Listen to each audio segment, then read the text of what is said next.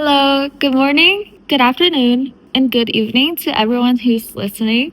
Welcome back to the Ancient Creeks Podcast Season 3. Today's episode is about the Columbian Exchange.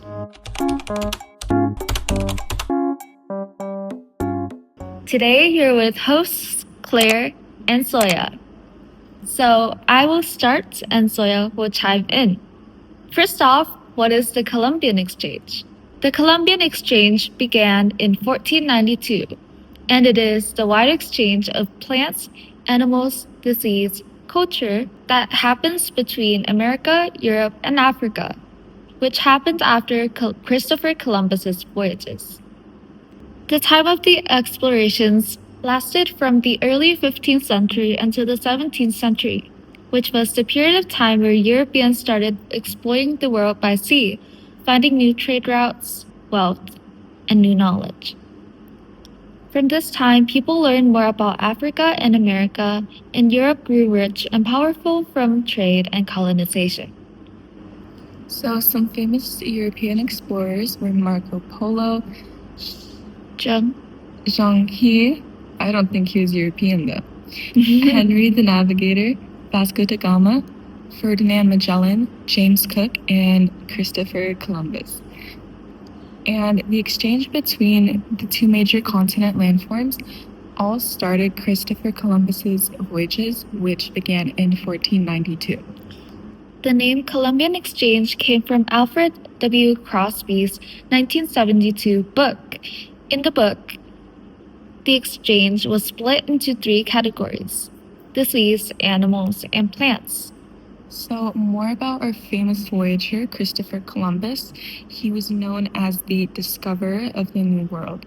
He was born between August 22nd to October 31st, we're not really sure, 1451 in Genoa, Italy, and he died on May 20th, 1506 in Valladolid, Spain. So he took 4 voyages across the Atlantic Ocean from 1492 to 1504, 1492 to 1493, 1493 to 1496, 1498 to 1500, and 1500 to 1504. So his voyages were sponsored by Ferdinand II and Isabella I of Spain, and he was actually Italian, but he worked for Spain.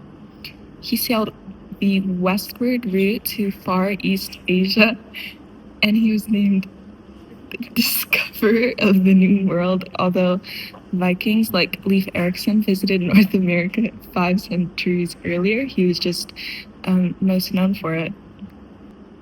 So, what was the Americas like before Christopher Columbus came? First, let's talk about the climate, environment, and agriculture back then. The climate back then in the Americas was similar to what we see today.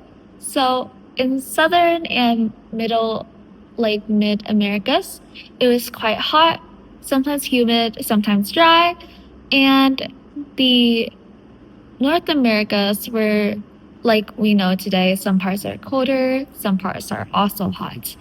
The natives back then had already developed their own crop domesticating, farming, and hunting and gathering practices. So they had somewhat of a nomadic and kind of less developed technological lifestyle compared to the Europeans who had guns, horses, cows, and all that stuff.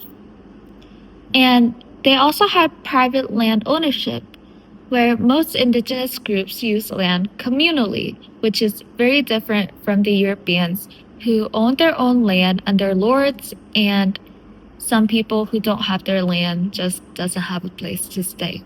So more about the culture of the Native Americans. The Native people spread from modern-day Canada to South America, and many of the societies had small agricultural villages, hunting camps, and large urban centers. They also had hundreds of languages and distinct cultural groups.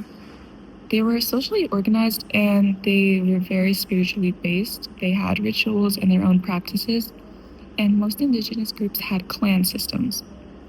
Now I want to introduce a vocab word, which is colonial mercantilism.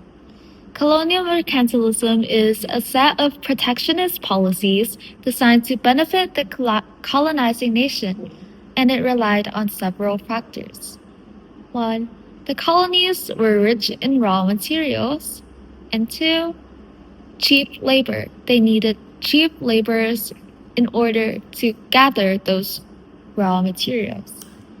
And they also needed colonial loyalty to the home government because if the colonized people were rebellious or tried to fight back, then the colonies wouldn't be as strong and the colonizers would be in risk of losing the colony.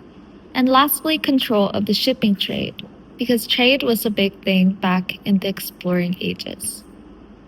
Now let's talk about the slave trade, which we're going to be discussing in an episode that's going to be out next week, so you guys should go check that out too. So colonies sent materials harvested by enslaved or native people to Europe, and those European industries produced materials in finished goods form to export to Africa. For example, textiles, tools, manufactured goods, and clothing, they would send that back to the colonies. That was done in order to exchange goods with slaves. In countries like Portugal and Spain, they actually prohibited trade between their colonies and ports before treaties were made. This ensured them safety from other countries' attacks, and once the treaties were signed, you had to pay in order to trade with certain places. Now let's get to the part where most people probably think is the most fun to listen to. The Old World to New World exports and the New World to the Old World exports. Let's start with the Old World to the New World, which means from Europe to the Americas. For the animals, European countries exported pigs, cows, chickens, and horses to the Old World. Christopher Columbus brought Old World animals to the New World on his second voyage. This really helped the Old World with their agriculture, and it really changed the landscape a lot because, like we said, back then they didn't have any horses in the New World. So when horses were introduced, they were able to hunt on horses instead of on feet. Europe also exported plants and agriculture to the New World, which included coffee and sugar, which increased its production because the plants were more suitable for New World soil. Bananas, olives, grapes, and wheat were also exported to the New World, and they really increased the lifespans of the New World inhabitants because of the new diverse nutrients and the energy that can be gained from it. They also transported diseases and microbes. This is probably one of the more important ones, even though we don't really talk about it since we don't eat it like food that we have to see every day. The natives in the Americas had no immunity to the Old World viruses and diseases that the European colonizers brought with them. For example, chickenpox, measles, mumps, and smallpox were brought by the Spaniards and the Portuguese on their voyages to the Americas. In Europe, these diseases already spread, so the Europeans built a tolerance towards them, but they were deadly to the Native Americans.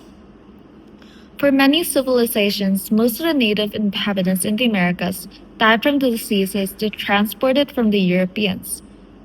Sadly, today only 2.9% of the American population are Native Americans. The majority of the present-day diet around the world include many crops and foods imported from the Old World through Columbian exchange. Now for New World to Old World exports. Silver and tobacco, they were used by Native American people for ritualistic purposes, and after the exchange, they became highly valuable items in the Old World. One major thing traded from the New World to the Old World was sugar. European countries fought really hard to get land to build plantations in the Americas. Europe's harsher climate made sugar hard to grow. Another thing traded was tobacco. The Spanish explorers first thought of tobacco as proof of the native people's savagery, but then they actually started smoking it and brought it back home. After the Europeans started importing it in larger quantities in the 1590s, it actually became the first global commodity. They also gifted tobacco, which ended up killing more Eurasian and Africans than Eurasian and African diseases killed the natives in America. That's crazy. Now for food that came from the New World to the Old World. Cacao seeds. Cacao seeds were actually used as currency in Mesoamerica by the Aztecs. So guys, if you're in Europe or the whole other half of the world, you would not have chocolate if it wasn't for the Columbian exchange. Another thing was maize, which is what the natives called corn, and potatoes. So the introduction of potatoes, sweet potatoes, corn, and cassava increased the population in Europe because it added more calories and nutrients to the diet. Less calorie dense imports from the New World were chili peppers, pineapples, tomatoes, which helped bring extra nutrition and nutrient absorption factors into the Old World diet. So that really boosted their population. Now, for the diseases that the New World brought to the Old World, they actually didn't only receive diseases from Europe, they also brought one there.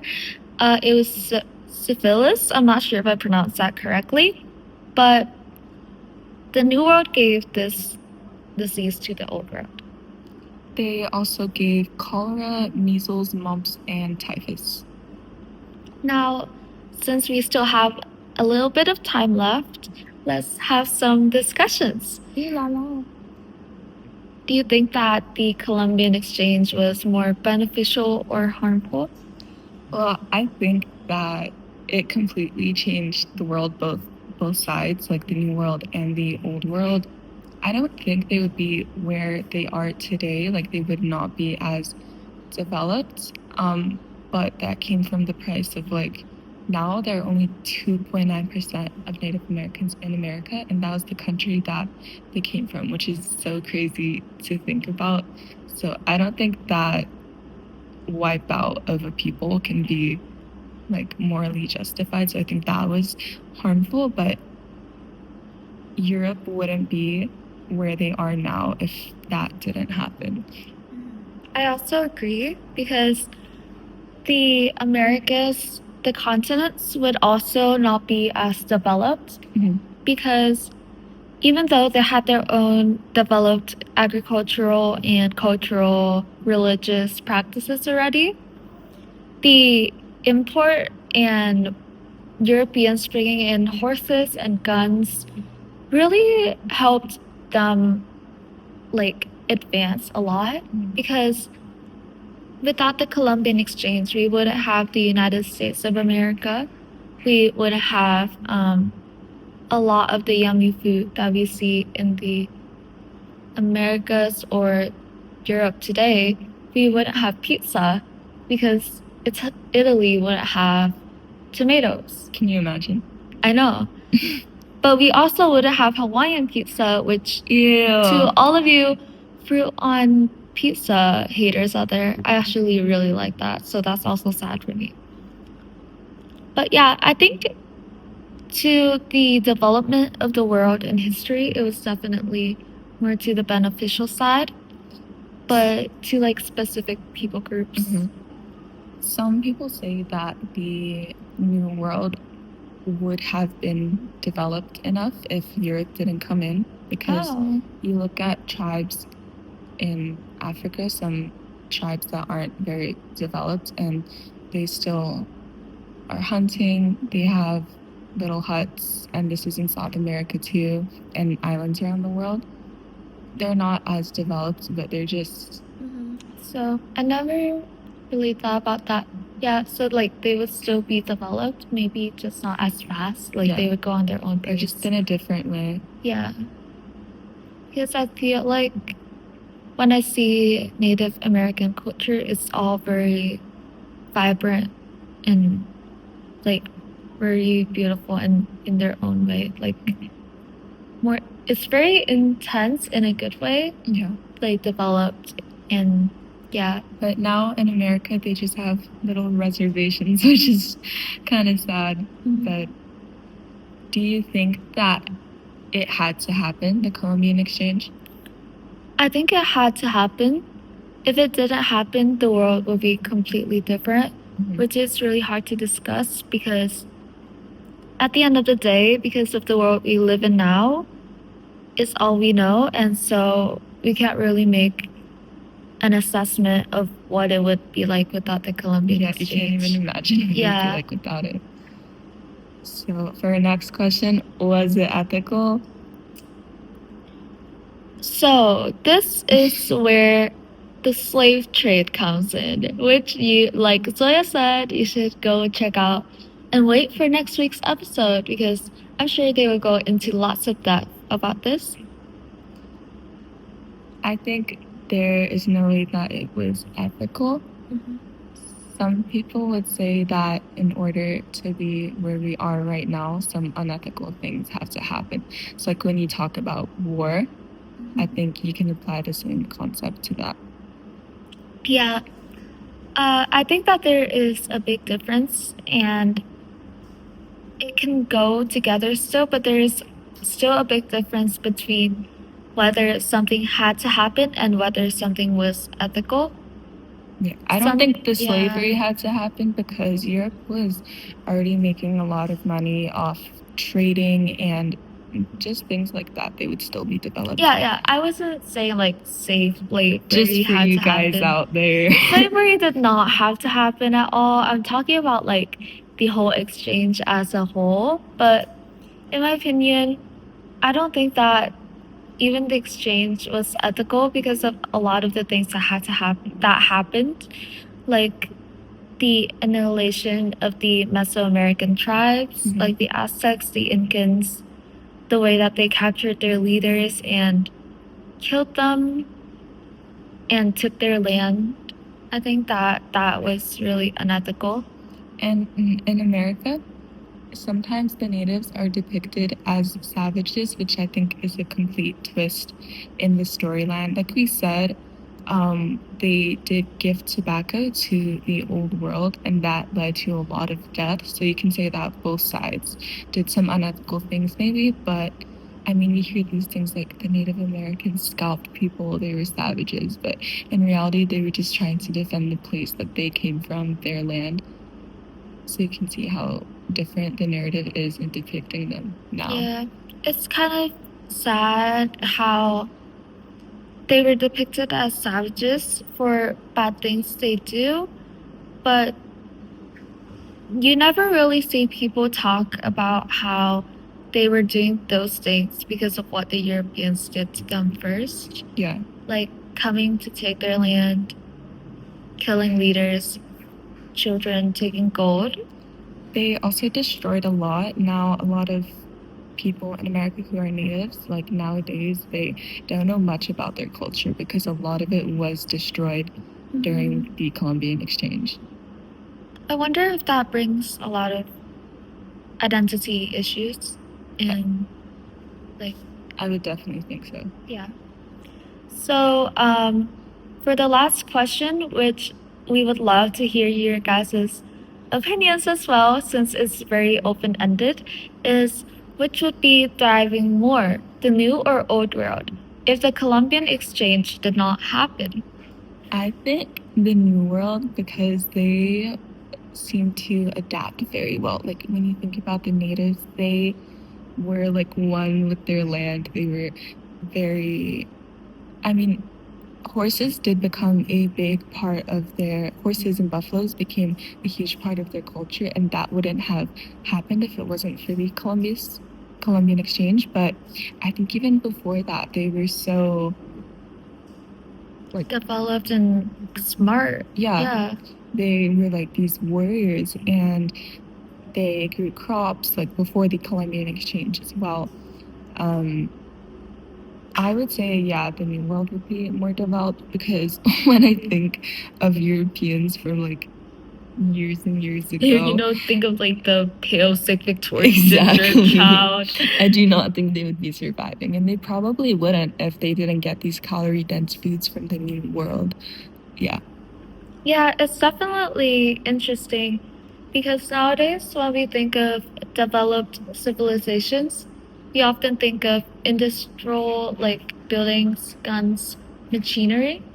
Well, in reality, if you look into another perspective, developed could also mean rich in resources, rich in culture, rich in community. And the New World had all of those things. They may not have horses, but they were able to hunt and gather and survive and move nomadically to different places. And I think that because of the way their climate was shaped, they definitely were probably more developed agriculturally with resources. And that's honestly why the Europeans were so interested in gathering land and colonies there, because they probably saw some type of potential in the New World that they were like, oh, they have something we don't have. Yeah. I think that they would all develop in their own way and at their own pace at that. So, yeah. So, that's it for today's episode. Thank you so much for listening. In the next few weeks, we will have some episodes out about the Atlantic slave trade. Yes, and I think that next week there would also be a new episode out about a movie review, but I'm not sure if that is correct. So that's gonna be really fun though. Yeah. So subscribe to our channel so you guys can see when we have our new episodes out. It's gonna be really fun. And shout out to Ania, who also helped us research and is editing this whole video. Thank you so much. She had to cut out a lot of parts because we had to go back and edit the script a few times. Yeah, and then Mr. Connor came in. That was kind of silly. Yeah. So thank you so much for listening. Claire and Soya are signing out. Bye. Bye.